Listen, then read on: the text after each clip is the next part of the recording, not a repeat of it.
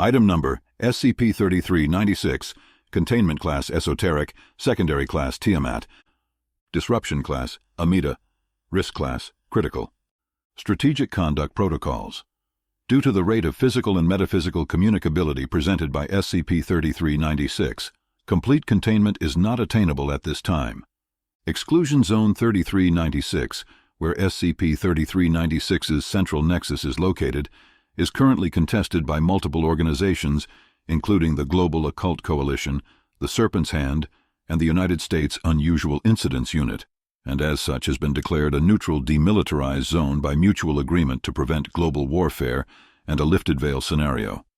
Apprehension of all SCP-3396-01 entities is to be considered an overriding priority to limit public exposure and prevent further SCP-3396 contamination within the global populace. Each specimen captured must be contained in a Class 4 hazardous bioform containment cell, reinforced with an Atlas pattern anti-thaumaturgic runic array. In the event that 15% of Earth's population becomes infested, see Document 3396 Alabaster for specifications regarding personnel withdrawal, location of regional quarantine facilities, and subsequent alterations to Foundation Prime Directive. Description: SCP-3396 is a Category 4 extra-dimensional entity which exists as a gestalt of physically and metaphysically mutagenic symbiotes that currently inhabit and affect approximately 6% of the global population. SCP-3396's central nexus is located approximately 75 kilometers southeast of Death Valley in the Mojave Desert. It manifests visually as a massive, tentatively biological structure with both arboreal and insectile characteristics, 27 meters tall and 23 meters wide between the ends of its largest branches. Coloration of this primary metaform is typically iridescent blue-green, though this has been shown to change to the point of displaying different color patterns to different observers simultaneously. This central nexus releases a luminous blue-green fluid from an array of vents in its primary trunks and branches, which pools into a shallow reservoir at SCP-3396's base. SCP-3396 in its entirety is selectively tangible and fails to interact normally with physical objects or electromagnetic radiation. This has made conventional, non-thaumaturgic testing and examination impossible. Physical exposure to SCP-3396 or its secretion results in dramatic alterations to the physical and metaphysical properties of biological organisms. These effects are unpredictable and highly variable, though there are a small number of commonalities in all cases. Biological organisms affected by SCP-3396, designated SCP-3396-01, will develop additional organs and tissues of unknown purpose, which metastasize rapidly throughout the body's cavities.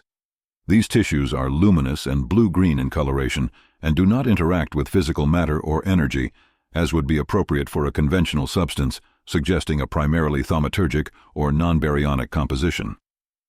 SCP-3396 growths may be displayed superficially at random, but are always expressed internally. Organs, tumors, vesicles, and skeins of SCP-3396 internal growth have proven impossible to surgically extract from a host body, as they consistently fail to interact physically with surgical implements or techniques. Humans mutated by SCP-3396 infection typically display significant alterations to their physiology, as with any other affected organism, but rarely undergo psychological changes, apparently retaining their personality and memories while either preserving or, in some cases, amplifying the subject's mental faculties. This, combined with the anomalous capabilities granted by SCP-3396 infection, render human SCP-3396-01 exceedingly dangerous. Addendum 3396-01. Examples of the effects of SCP-3396 exposure and infection. Subject: 1 Pogona barbata, common bearded dragon, specimen, male. Method of exposure: 1 drop of 3396 fluid administered to the top of the head. Results: within 3 hours the subject has increased dramatically in size and mass to a length of 25 meters and an approximate weight of 5,000 kilograms.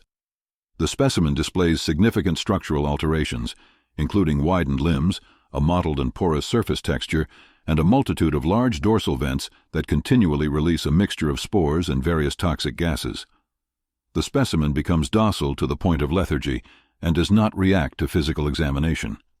Skin samples yield genetic results extremely similar, but not identical to a wide variety of fungal species, notably including Amanita bisporigera, destroying angel, Amanita phalloides, death cap, and Claviceps purpurea, ergot. Subject: 1 Canis lupus familiaris, dog specimen, golden retriever, male. Method of exposure: injection with 4 cubic centimeters of 3396 fluid. Results: over the course of approximately 2 hours, the subject loses its fur and develops irregular horn-like structures across its body. Vivisection reveals the presence of 3396 organs and tissues throughout the subject's body. Vivisection fails to terminate the subject, as any damage incurred by the procedure is rapidly regenerated. The subject's behavior is unaltered. Subject: 1 human, female, 28. Method of exposure: 3396 fluid applied to the skin of the lower arm. Results: the subject's skin quickly absorbs the fluid. No immediate physical changes. When asked if the subject noticed any change of mood or sensation, the subject replied, "I understand firepower." An extremely large variety of rotary cannon then appeared in the subject's hands, which she then used to fire upon Foundation personnel and breach containment. When struck by return fire from responding Foundation security forces, the subject's body fragmented, producing violent explosions that inflicted no damage upon the subject but caused significant destruction to the testing installation and facilitated the subject's escape. The specimen's body continued to fragment, explode, and regenerate upon receiving damage, the pieces levitating near the specimen's central body and transmuting into further instances of high-powered projectile weaponry. 37 casualties recorded. Subsequent testing chambers reinforced. Subject: 1 human, male, 42. Method of exposure: the subject instructed to inhale fumes produced by 3396 fluid. Results: no immediately apparent effects for approximately 3 hours. 4 exact copies of the subject appeared within the testing chamber. All 5 then stated simultaneously, "Only fools like you would see the blessing of magic as a curse." The 5 entities joined hands, then corporeally fused into one massive non-human organism, with 10 arms of varying sizes, a central mass of undifferentiated flesh, and dozens of levitating structures resembling disembodied hands, each with an eye fixed within the palm. A large volume of water manifested within the chamber and swirled energetically, obscuring the bioform from view. The fluid then fell to the chamber floor, subsequently determined to be non-anomalous seawater after examination. The whereabouts of this specimen are currently unknown.